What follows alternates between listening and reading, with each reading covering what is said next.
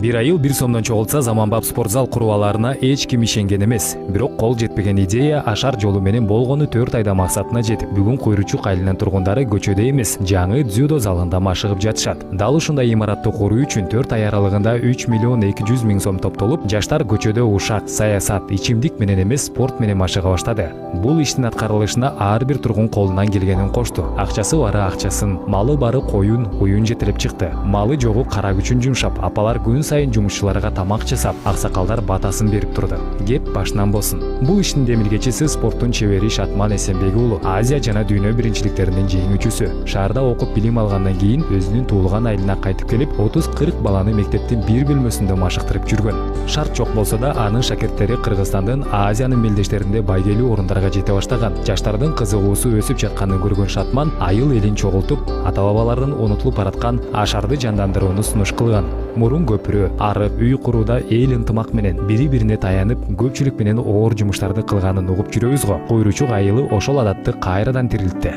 Бүгүн айылдын ортосунда заманбап зал турат. Татами, чечинүүчү жана жуунуучу жайлар, жылытуу жана желдетүү системалары менен толук жабдылган. Бул жишаанды жергиликтүү бийлик да колдоп 800 миң сом бөлүп, дүйнөлүк стандарттагы татами алып берген. Курулушту Номадин компаниясы 4 эле күндө бүтүрүп, имаратты кышы жылуу жайы салкын кылып куруп берген. Бул зал жөн гана спорт жайы эмес, айылдын өнүгүүсүнүн символу. Эми жаштар көчөгө эмес, килемге чыгат, дүйнөлүк мелдештерге жол ачат. Куйручук көрсөткөн бул үлгү ар бир айыл үчүн модель. Спортзал гана эмес, мектеп, китепкана, маданий борборлор да ашар жолу менен курулушу мүмкүн. Эң башкысы элдин ынтымагы.